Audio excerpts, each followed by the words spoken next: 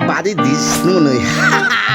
Ngayon ay recognition day nila siya sa school ngayon, kaya let's go! At yun, maaga nga tayo gumising ngayon para bumili ng almusal ni Sia dahil napaka-espesyal ang araw natin ngayon para sa ating prinsesa. Dahil isa siya sa mabibigyan ng medal ngayong taon niya dito sa grade 1. At dito nga ay nakabili na tayo ng almusal ng ating prinsesa. At dali-dali kami nag-asikaso ni Sia dito ngayon. At yun, nakabase na kami ni Sia at on the way na kami sa school niya. At yun, sinuot ko na nga pala muna ngayon yung polo ni Bong Navarro dahil kailangan maging artista muna tayo ngayon. Hali pa!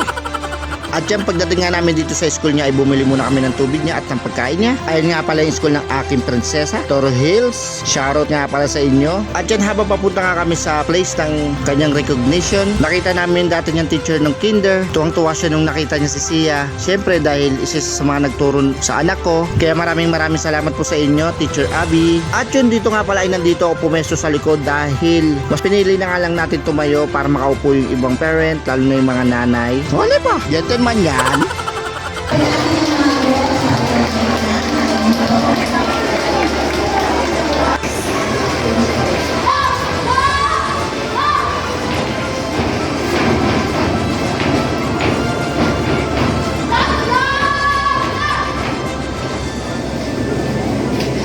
At dito ngayon napapatears of joy ako.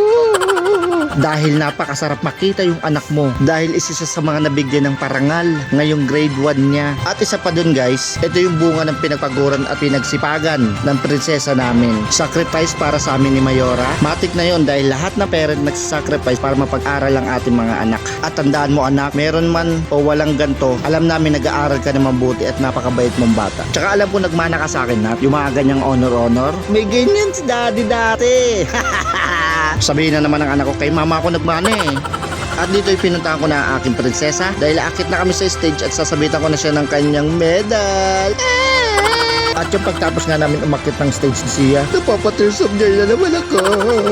Akala ko sa stage lang ng dance floor yung gantong pakiramdam. Sa stage din pala ng mga honor. At yung dire-diretso nga lang pala ang program dito.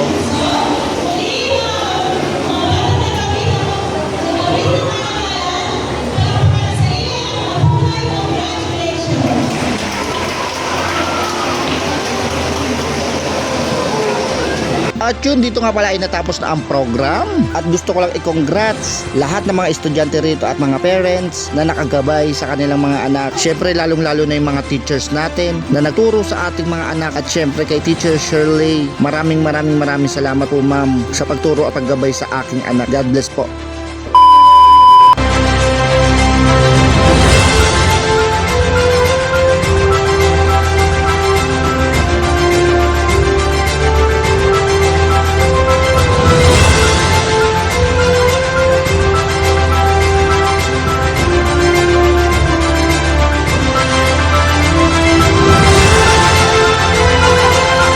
Uy, naka-like and share ka na ba? Follow. Baka naman. So hanggang dito na lang ang ating voice over. Salamat sa panonood. Thank you for watching.